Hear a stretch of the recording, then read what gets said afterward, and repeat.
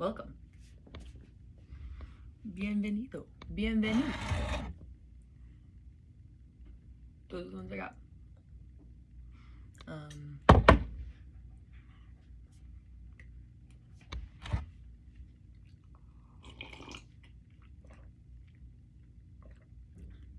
Kind of American Sign Language. Oh, the bags under my eyes are great. It is currently winter where I'm at. And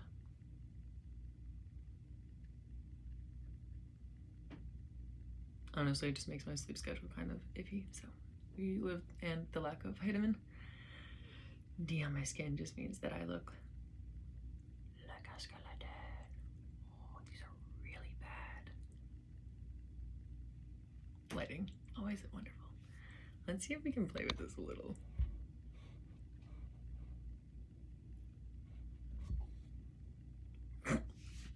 Whatever. Unfiltered life. Unedited life. Life as we actually experience it in real time. I mean, you can speed it up or slow it down if you want to, that's fine too. But anyways. So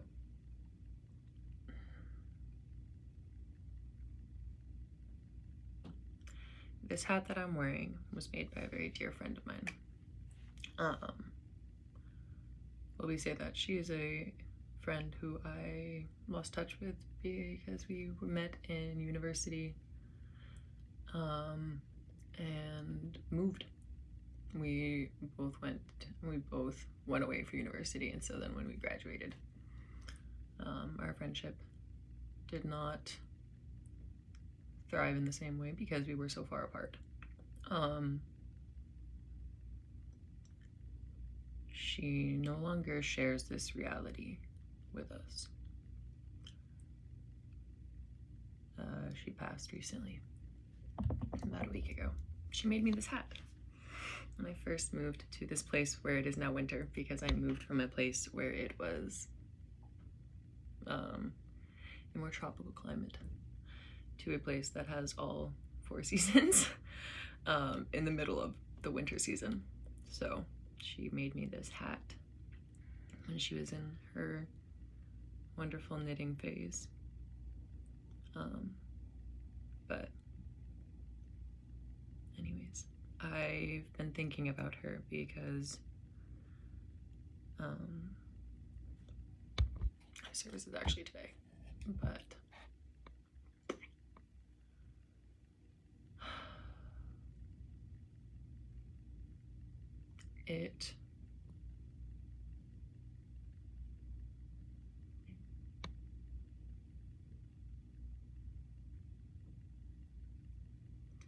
the part of the grieving cycle, of the feeling cycle, that I think I am always most surprised with, it's never is gratitude.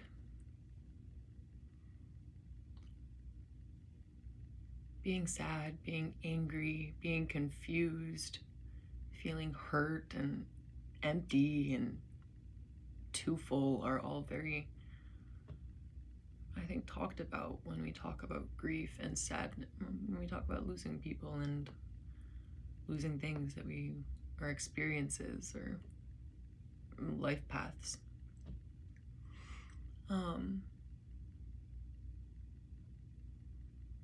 We feel those hurts and we talk about them because we feel them so strongly often. And while I do find that much of my grief lingers, much of my grief is often tinged, if not saturated, with gratitude. In fact, I do not know if I actually have much true grief that is not seeped in gratitude, because in order to truly grieve something, in order to truly miss it, to fully miss it,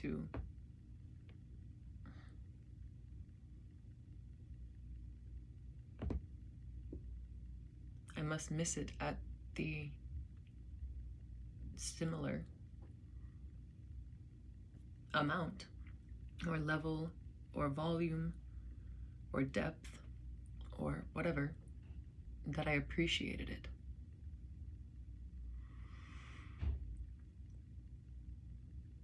And that is a weird balance to hold.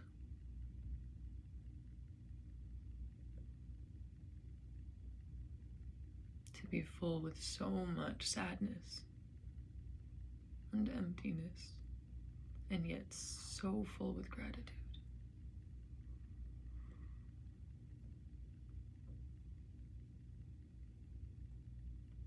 I feel comfortably lost in it. I am meant to feel this. Anyways. Make sure the ones you are grateful for and the things that you are grateful for are the things that you demonstrate and share your gratitude with daily. Make sure they know that you're grateful for them.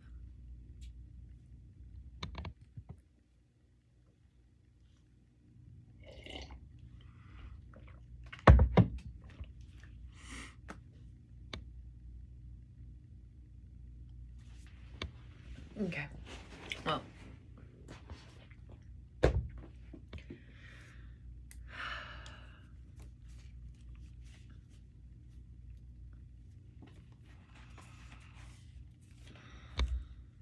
this poem comes from the City Lights Pocket Poets Anthology, the 60th anniversary edition, which was edited by Lawrence Ferlinghetti. For those of you who don't know, City Lights is one of my favorite publishing companies and booksellers. They were based out of San Francisco and published Jack Kerouac and a plethora of others. They were known for publishing people who wouldn't get published in traditional publishing houses.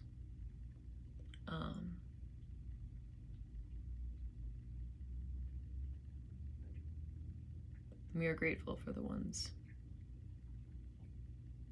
who push forward the ideas, who create spaces for them to be heard and shared, so that they may grow as they may.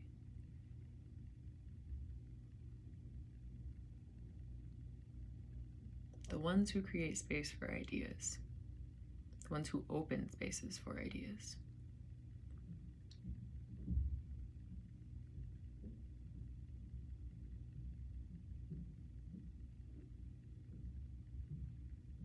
I feel a special love for them.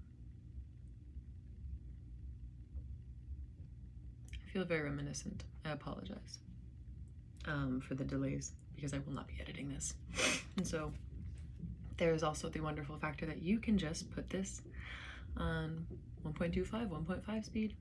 You can slow it down, speed it up, whatever you like. However, it is recorded as I lived it.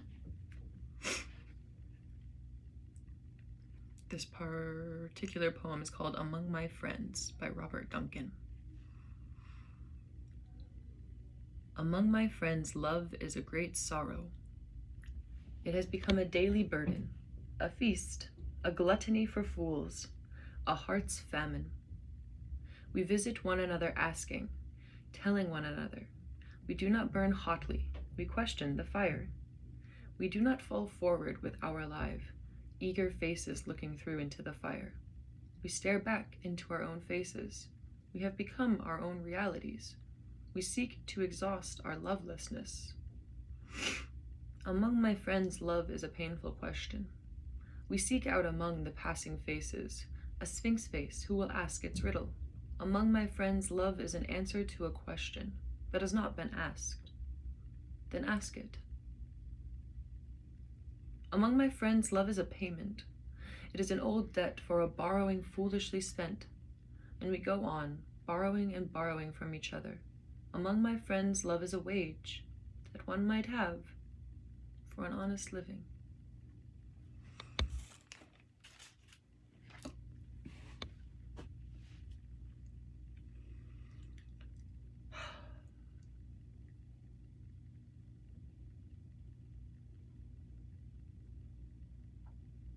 I'm torn between reading a Jacobin article that is slightly longer or really digging into Hadas's Thier, A People's Guide to Capitalism. And honestly, A People's Guide to Capitalism is probably going to win. If we have time, we'll do the Jacobin article. If not, next time.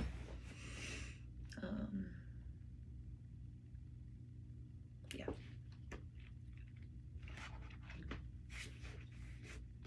Alright, so we left off with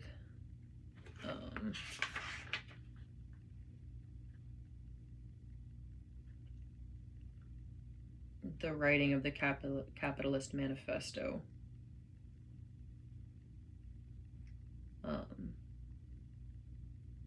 The Wealth of Nations by Adam Smith in 1776.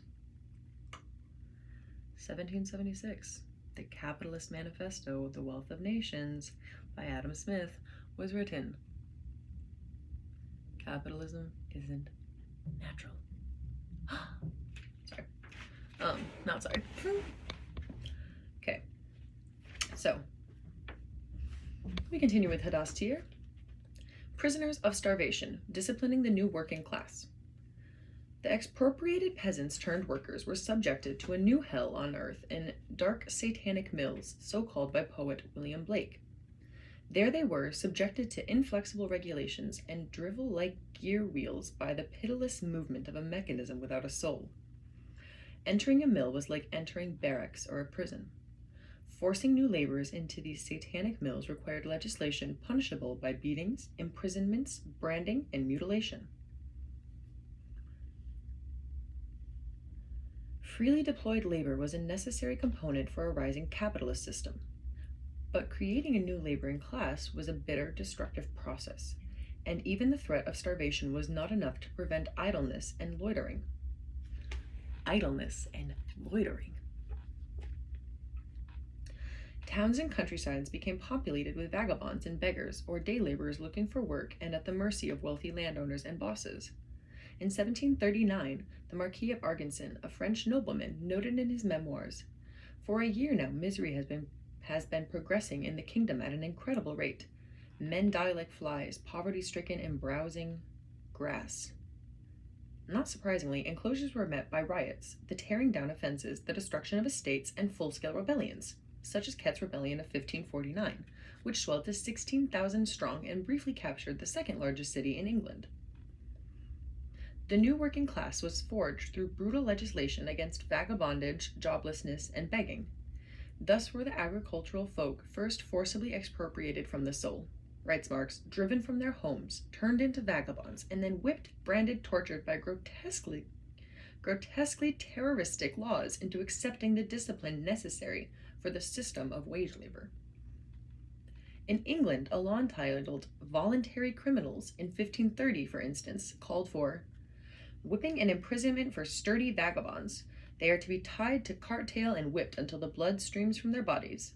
Then they are to swear an oath to go back to their birthplace or to where they have lived the last 3 years and to put themselves to labor. For the second arrest for vagabondage, the whipping is to be repeated and half the ear sliced off. But for the third relapse, the offender is to be executed as a hardened criminal and enemy of the common weal. A statute in 1547 condemned idlers to become enslaved, whipped, chained, and branded with the letter V on their breast. Marx eloquently summed up how workers were forced to accept their lot as natural. Over time, the economic relations of capitalism would enforce themselves daily upon the working class as self-evident natural laws, and for the most part, without great fanfare. The organization of the capitalist process of production, once it is fully developed, breaks down all resistance. The silent compulsion of economic relations sets the seal on the domination of the capitalist over the worker. Direct extra economic force is still, of course, used, but only in exceptional cases. In the ordinary run of things, the worker can be left to the natural laws of production, i.e., it is possible to rely on his dependence on capital, which springs from the conditions of production themselves and is guaranteed in perpetuity by them. In other words, at capitalism's dawn, the rising bourgeoisie depended heavily on the power of the state to enforce its collective will. Capitalism today still depends on the state and the threat of violence, but in its everyday running breaks down resistance through the silent compulsion of economic necessity. Lacking our own land, tools, and technology to independently provide for ourselves and our families, we have no choice but to labor for others.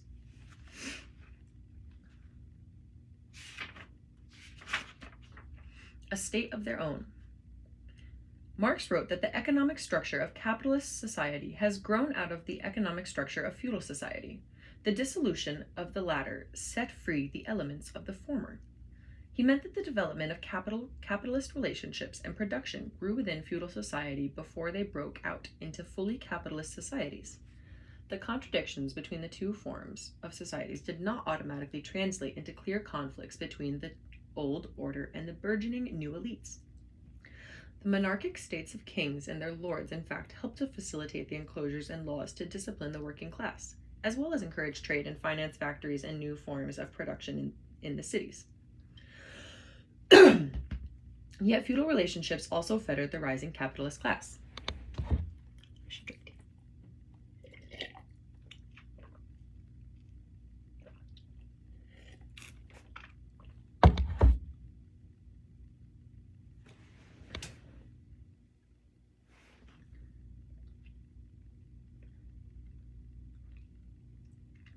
Yet feudal relationships also fettered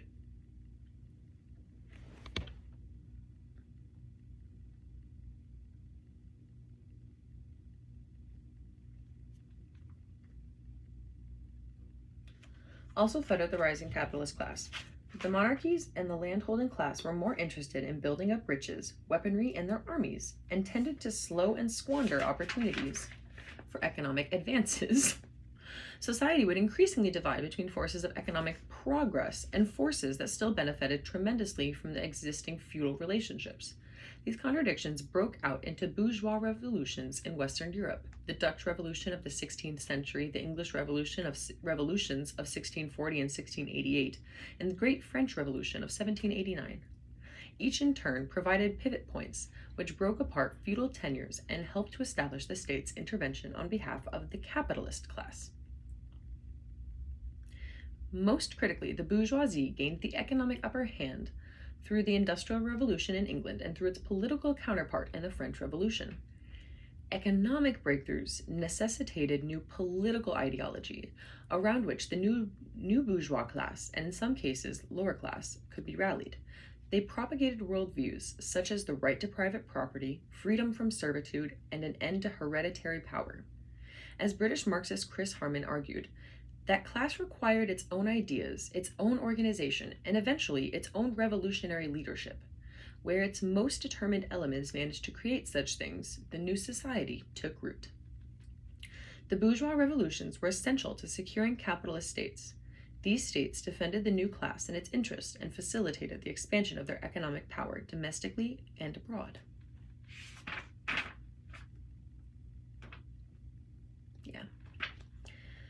A primitive accumulation of wealth. Why capitalism first got its footing in Britain and a few other pockets in Western Europe is another source of controversy among Marxists and other radical historians. Whichever the reasons, its eventual domination would not have decisively cohered without the brutal enslavement of as many as 20 million Africans over the 4 centuries of the Atlantic trade of enslaved people.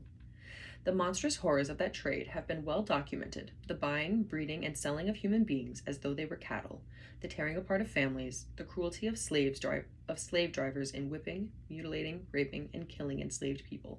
Put simply, the ultimate the ultimate degradation of man. American historian Howard Zinn described the capture and journey of Africans to slavery. The marches to the coast, sometimes for 1,000 miles, with people shackled around the neck, under whip and gun, were death marches, in which 2 of every 5 blacks died. On the coast, they were kept in cages until they were picked and sold. Then they were packed aboard the slave ships in spaces not much bigger than coffins, chained together in the dark, wet slime of the ship's bottom, choking on the stench of their own excrement. On one occasion, hearing a great noise from below decks where the blacks were chained together, the sailors opened the hatches and found the slaves in different stages of suffocation, many dead, some having killed others in desperate attempts to breathe. Slaves often jumped overboard to drown rather than continue their suffering. To one observer, a slave deck was so covered with blood and mucus that it resembled a slaughterhouse. These horrors turned into great riches for the wealthy few. In the New World of the Americas, slave labor cultivated ever greater volumes of cotton. 9,000 bales of cotton in 1791 became 500,000 in 1822, and 5 million bales of cotton by 1861. In 50 years, they went from 9,000 to 5 million.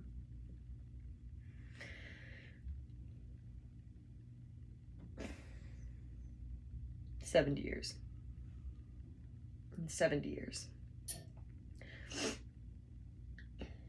These exponential increases owed themselves to technological innovations in spinning and weaving, and were harnessed by enslaved Africans who were, in the words of Webb du Bois, bent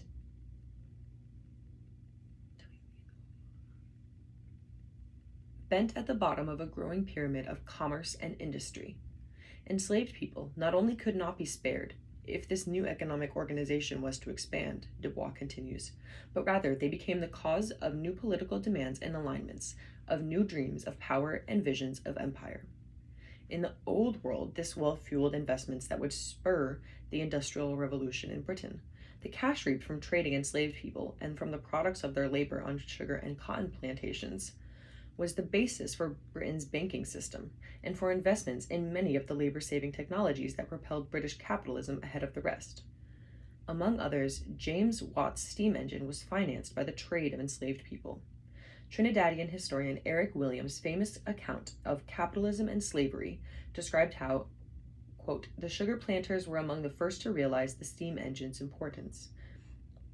End quote. The plantations were among the steam engine's most important market. The trade of enslaved people also encouraged the growth of the iron industry, which supplied chains, padlocks, and fetters for the people's owners, as well as firearms that were traded for enslaved people and metal used in traders' ship construction. Likewise, the trade of cotton goods stimulated cotton manufacturing by enslaved Africans, and the sugarcane harvested by their counterparts on plantations in turn drove the growth of sugar refinery in English towns. Nearly all of Britain's growing towns and cities flourished as a result of slavery, from seaport towns like Liverpool, centered on trade of enslaved people, to manufacturing towns like Lancashire and Manchester. Lancashire, I don't fucking know. My history may be English, but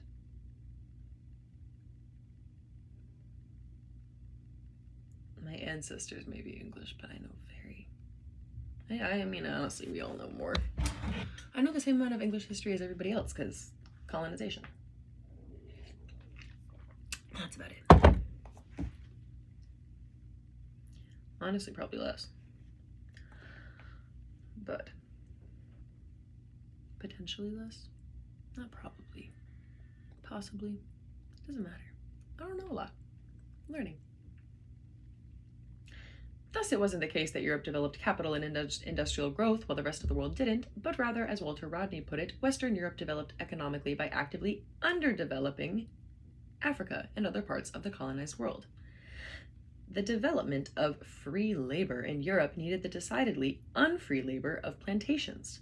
As Marx wrote, while the cotton industry introduced child slavery into England, in the United States it gave the impulse for the transformation of the earlier, more or less patriarchal slavery into a system of commercial exploitation. In fact, the veiled slavery of the wage laborers in Europe needed the unqualified slavery of the New World as its pedestal. Finally, the unfree labor of the enslaved people could only be set to work on land that was stolen. Yet another violent expropriation was required, this time of the indigenous populations in the Americas. The slave plantations and the colonial settlements were built upon over 1.5 billion acres of land inhabited by Native American tribes. Their brutal dispossession and ethnic extermination were nothing short of genocidal. Lest we think the early capitalists piled up their wealth penny by penny, as in Adam Smith's version of the story, the truth has more to do with conquest, robbery, and pillage, from piracy to colonialism to the European Crusades to the enslavement of Africans. You can get a picture of how early capital was accumulated by looking at a 17th century map of West Africa. You'll find Ghana, then called the Gold Coast, called such until its independence in 1957. To its west, the Ivory Coast, and to its east, the slave coast. Conclusion. In the chapters that follow, we will delve into the features that define capitalism, what makes it tick, what slows its ticking. As a starting point, we can see here that capitalism is not an eternal system embedded in our nature. It has a history and an origin, and therefore, it can have an end. Just as importantly, as we explore themes of value, exploitation, profits, and the accumulation of capital in future chapters, it will be important to understand these concepts within this historical context. So long as families could produce food and clothing for themselves, they did not have to work for a wage. Once the vast majority of people lost access to their lands, the organizing principles of society would change. Private ownership of lands, resources, and tools was firmly established and concentrated into few hands. On this basis arose wage labor and a dependence on the market for goods and sustenance. We will see that capitalism is not simply an economic or a political structure, but a system of social relationships, whose foundation is the expropriation of masses of people from the land. The power of the few to extract labor and profits from the many is based on a relationship of economic dependence, which is historically conditioned. Turning a profit is only possible on the basis of private ownership of the means of production, a free workforce, and a state of the bourgeoisie to enforce and project the power of the new ruling elite. Lastly, the fact that the opening shots of capitalism are processes that simultaneously destroy humans and land, expropriation, plunder, slavery, and conquest, give us some indication of what's to come in regards to oppression and environmental devastation wrought by the system. Seed, sidebar, capitalism, and soil. Both soil and worker had to come under the domination of capital. As Marx described, the theft of common land and the quote, transformation into modern private property under circumstances of ruthless terrorism, conquered the field for capitalist agriculture, incorporated the soil into capital, and created for the urban industries the necessary supplies of free and rightless proletarians. End quote. With this historical framework in mind, we'll look next at the defining building blocks of capitalism, beginning with the commodity, its elemental form, according to Marx. We'll see that once wage labor and markets, which had operated only on the fringes of feudal economies, became central to the economic activity of capitalist economies, they set the rules for how every aspect of the system operates. Dun dun dun. We love Hadas Thier. Such wonderful writing.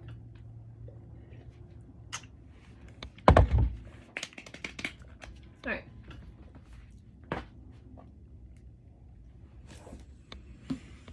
Read a little bit about food, because we also thoroughly enjoy that.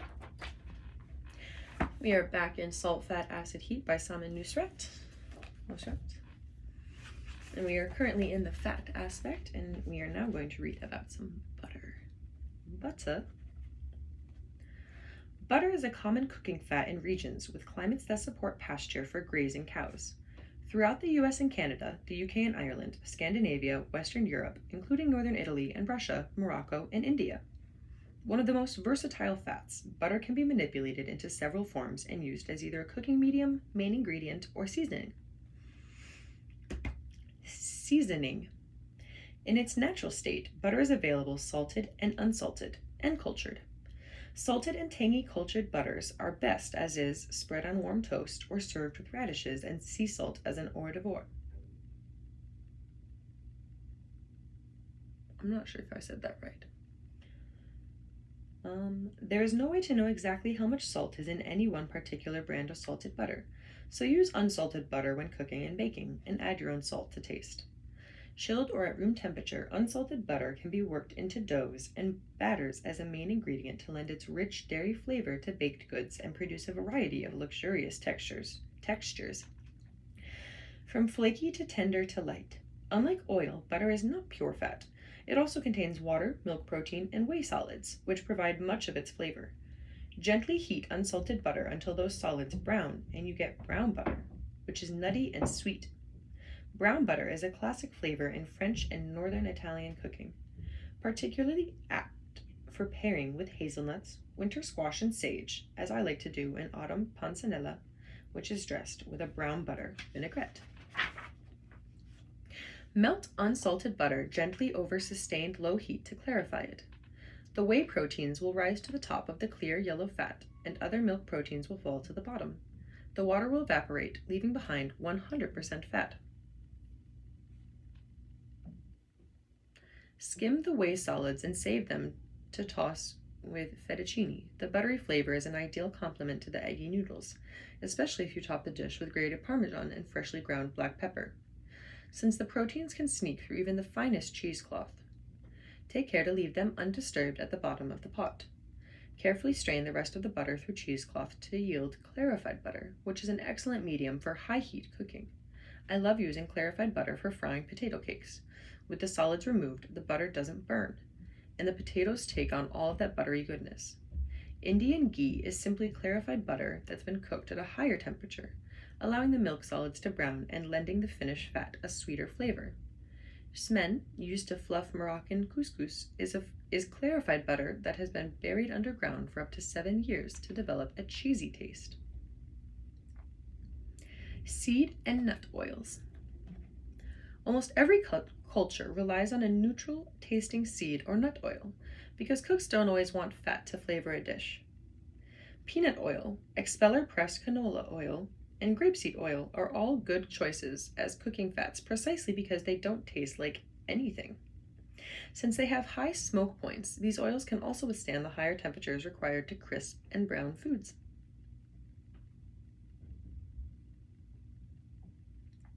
Spreading a rumor of tropical flavor to any dish where it's used, coconut oil tastes particularly good in granola or in the cooking fat for roasted root vegetables. Coconut oil is also the rare vegetable oil that's solid at room temperature. Read on to learn how solid fat is a boon for making flaky pastries, and use coconut oil to make a pie crust the next time your lactose-intolerant friend comes over for dinner. Cook's tip. Both skin and hair readily absorb coconut oil, so it makes for a fantastic luxury treatment whenever you're feeling dry. Specialty seed and nut oils with vibrant flavors can be used as seasonings. Fry leftover rice in toasted sesame oil with an egg and kimchi for a Korean-inspired snack. A little toasted hazelnut oil in a vinaigrette will amplify a simple arugula and hazelnut salad with an echo of nuttiness. Garnish pumpkin soup with an herb salsa pumped up with toasted pumpkin seeds and a drizzle of pumpkin seed oil to incorporate multiple dimensions of a single ingredient.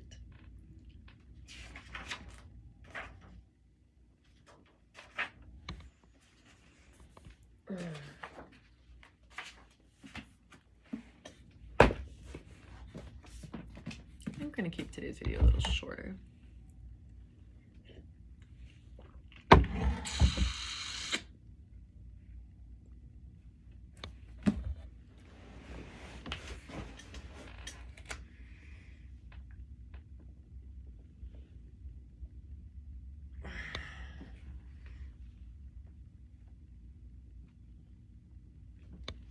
Y'all gotta stretch. It is important.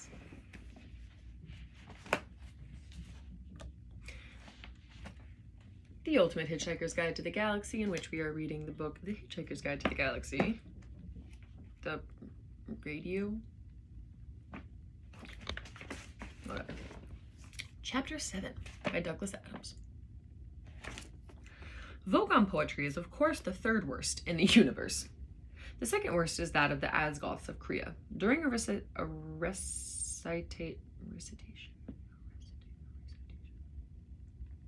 recitation by their poet master Grunthos, the flatulent, of his poem Ode to a Small Lump of Green Putty I Found in My Armpit One Midsummer Morning, 4 of his audience died of internal hemorrhaging, and the president of the Mid-Galactic Arts Noveling Council survived by gnawing one of his own legs off. Grunthos is reported to have been disappointed by the poem's reception and was about to embark on a reading of his 12-book epic entitled My Favorite Bath Time Gurgles, when his own major intestine, in a desperate attempt to save life and civilization, leaped straight up through his neck and throttled his brain.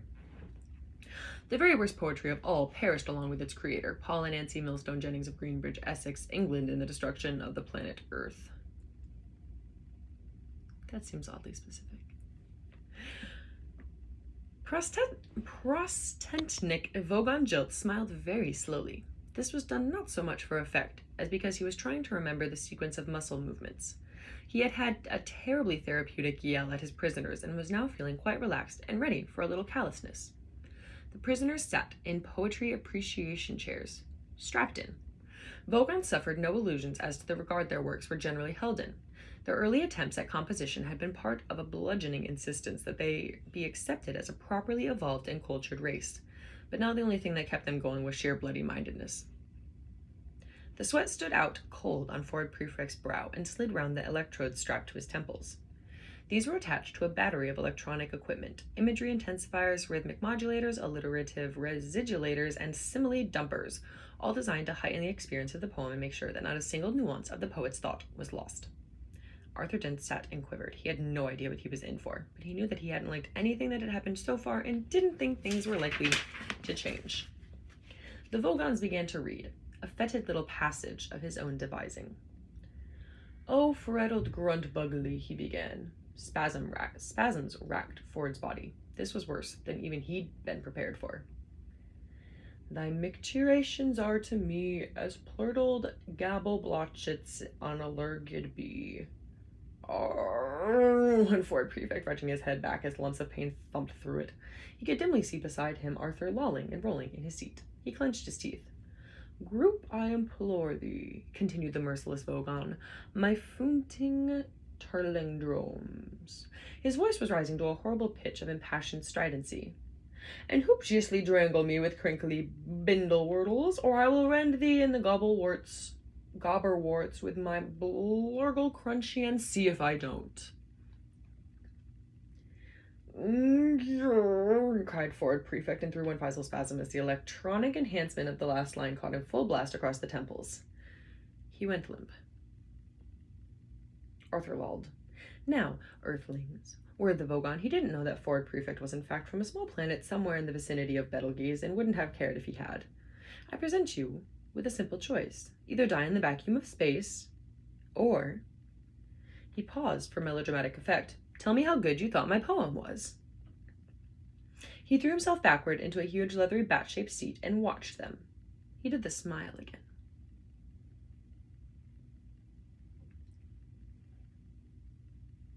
Ford was rasping for breath. He rolled his dusty tongue round his parched mouth and moaned. Arthur said brightly, "Actually, I quite liked it." Ford turned and gaped. Here was an approach that had quite simply not occurred to him. The Vogon raised a surprised eyebrow that effectively obscured his nose and was therefore no bad thing. "Oh, good," he whirred, in considerable astonishment. "Oh, yes," said Arthur. "I thought that some of the metaphysical imagery was really particularly effective." Ford continued to stare at him, slowly organizing his thoughts around this totally new concept. Were they really going to be able to bareface their way out of this? "Yes, do continue," invited the Vogon. "Oh, and, interesting rhythmic devices, too," continued Arthur, "which seem to counterpoint the, he floundered. Ford leaped to his rescue, hazarding, "Counterpoint the surrealism of the underlying metaphor of the, he floundered too, but Arthur was ready again. Humanity of the Vogonity," Ford hissed at him. "Ah, yes, Vogonity, sorry, of the poet's compassionate soul." Arthur felt he was on a home stretch now. "Which contrives through the medium of the verse structure to sublimate this, transcend that, and come to terms with the fundamental dichotomies of the other." He was reaching a triumphant crescendo, and one is left with a profound and vivid insight into which suddenly gave out on him. Ford leaped in with a coup de grace into whatever it was the poem was about. He yelled, one out of the corner of his mouth. "Well done, Arthur, that was very good." The Vogon perused them. For a moment, his embittered racial soul had been touched, but he thought no, too little too late. His voice took on the quality of a cat snagging brushed nylon. "So what you're saying is that I write poetry because underneath my mean, callous, heartless exterior, I really just want to be loved," he said. He paused. "Is that right?" Ford laughed a nervous laugh. "Well, I mean, yes. Don't we all deep down, The Vogon stood up. "No, well, you're completely wrong," he said. "I just write poetry to throw my mean, callous, heartless exterior into sharp relief. I'm going to throw you off the ship anyway. Guard, take the prisoners to number 3 airlock and throw them out." "What?" shouted Ford. A huge Vogon guard stepped forward and yanked them out of their straps with his huge, blubbery arms. You can't throw us into space, yelled Ford. We're trying to write a book. Resistance is useless, shouted the Vogon guard back at him. It was the first phrase he'd learned when he joined the Vogon Guard Corps.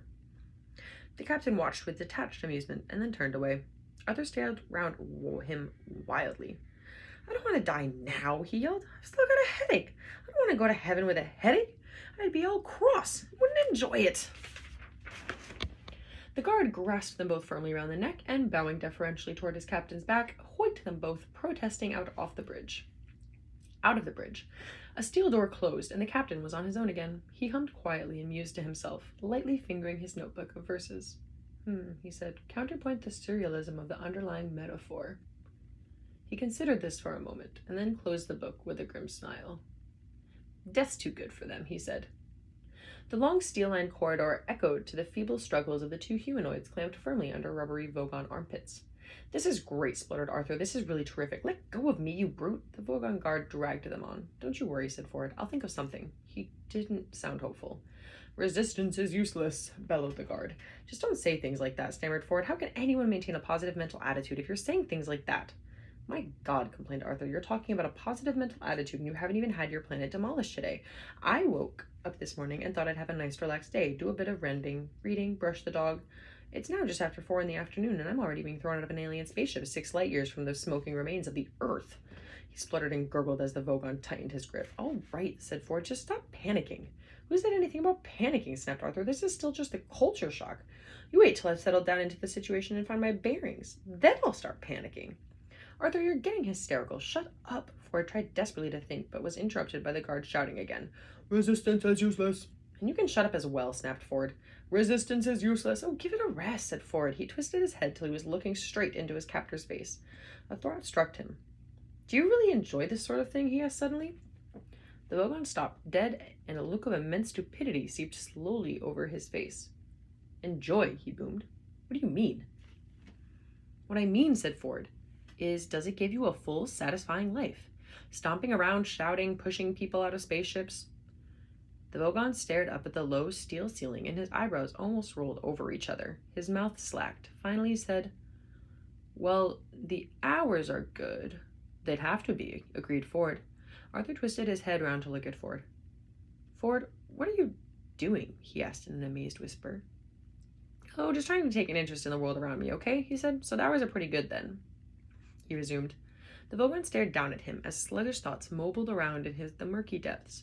Yeah, he said.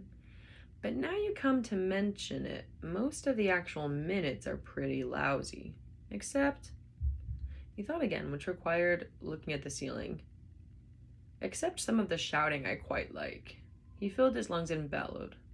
Resistances? Sure, yes, interrupted Ford hurriedly. You're good at that, I can tell. But if it's mostly lousy, he said, slowly giving the words time to reach their mark, then why do you do it? What is it? The girls? The leather? The machismo? Or do you just find that coming to terms with the mindless tedium of it all presents an interesting challenge? Arthur looked backward and forward between them in bafflement. Said the guard. I don't know. I think I just sort of do it, really. My aunt said that the spaceship guard was a good career for a young Vogon. You know, the uniform, the low-slung stun ray holster, the mindless tedium.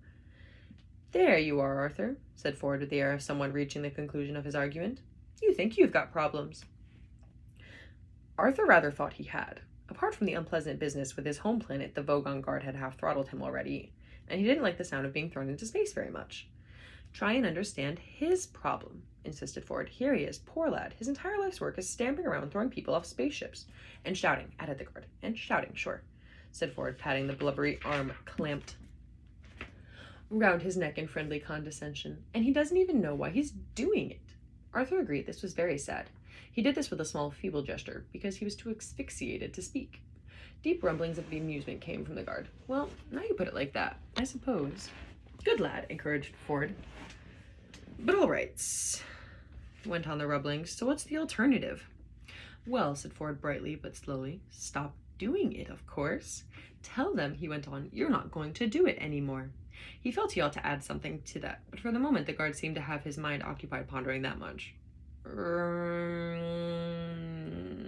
Said the guard. Well, that doesn't sound that great to me. Ford suddenly felt the moment slipping away. Now wait a minute, he said. That's just the start, you see. There's more to it than that, you see. But at the moment the guard renewed his grip and continued his original purpose of lugging his prisoners to the airlock. He was obviously quite touched. No, I think if it's all the same to you, he said, I'd better get you both shoved into this airlock, then go and get on with some other bits of shouting I've got to do. It wasn't all the same to Ford Prefect at all. Come on now, but look, he said, less slowly, less brightly. Oh, said Arthur without any clear inflection. But hang on, pursued Ford. There's music and art and things to tell you about. Yet, resistance is useless, bellowed the guard, and then added, you see, if I keep it up, I can eventually get promoted to senior shouting officer, and there aren't usually many vacancies for non-shouting and non-pushing people about officers, so I think I'd better stick to what I know.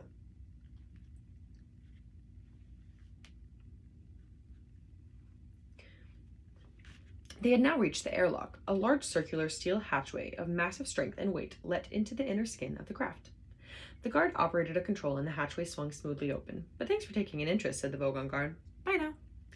He flung Ford and Arthur through the hatchway into the small chamber within. Arthur lay panting for breath. Ford scrambled round and flung his shoulder uselessly against the reclosing hatchway. But listen, he shouted to the guard, there's a whole world you don't know anything about. Here, how about this? Desperately, he grabbed for the only bit of culture he knew offhand. He hummed the first bar of Beethoven's Fifth. Da-da-da-dum. Doesn't that stir anything in you? No, said the guard. Not really, but I'll mention it to my aunt. If he said anything further after that, it was lost. The hatchway sealed itself tight, and all sound was lost, except the faint, distant hum of the ship's engines. They were in a brightly polished cylindrical chamber about 6 feet in diameter and 10 feet long.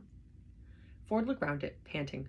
Potentially bright lad, I thought, he said, and slumped against the curved wall. Arthur was still lying on the curve of the floor where he had fallen. He didn't look up. He just lay panting. We're trapped now, aren't we? Yes, said Ford. We're trapped. Well, didn't you think of anything? I thought you said you were going to think of something. Perhaps you thought of something and I didn't notice. Oh, yes, I thought of something, panted Ford. Arthur looked up expectantly. But unfortunately, continued Ford, it rather involved being on the other side of this airtight hatchway. He kicked the hatch they'd just been thrown through. But it was a good idea, was it? Oh yes, very neat. Well, what was it?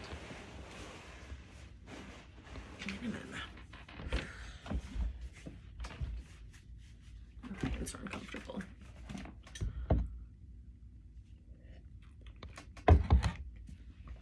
It's a lot of sitting.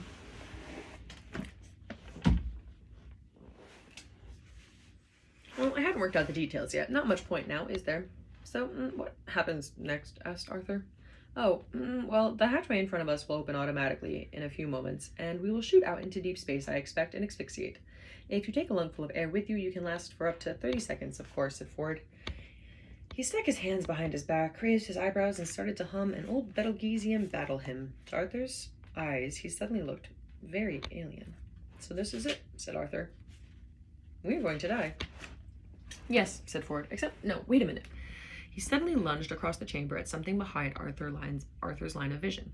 What's this switch? He cried. What? Where? Cried Arthur, twisting round. No, I was only fooling, said Arthur. We are going to die after all.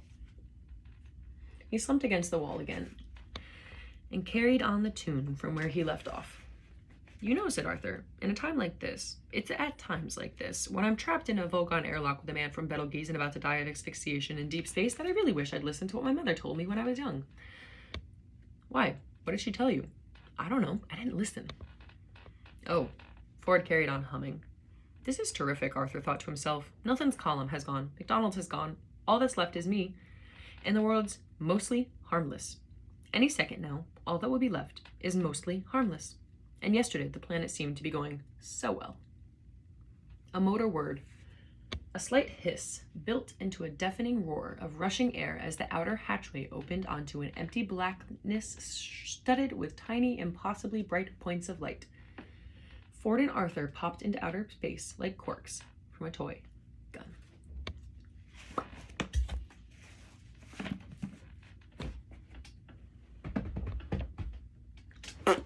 Alright.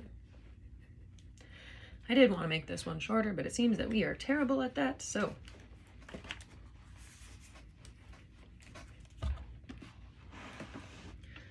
we are going to finish with the City Lights Pocket Poets Anthology, the 60th Anniversary Edition, edited by Lawrence Ferlinghetti. Another poem by Robert Duncan called Sleep is a Deep and Many-Voiced Flood. Our little death from which we daily do survive, it seems tonight, the very tide of life itself, upon whose surface we toss, unwilling to submit, like two swimmers, eager for rest, but eager too for each other. We struggle, we weary, we refuse. Its calm depth that we know a storm.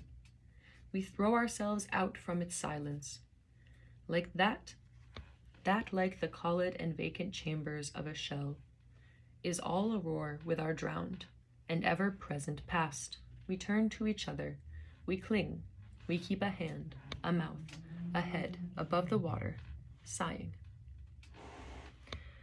Caught in sleep's undertow, now, watching over your loved form where it lies, admitting to life's death soundings. Sleep, I toss alone. You have met other lovers there. Looking past your sleeping eyes, I see death's deep, resounding eyes.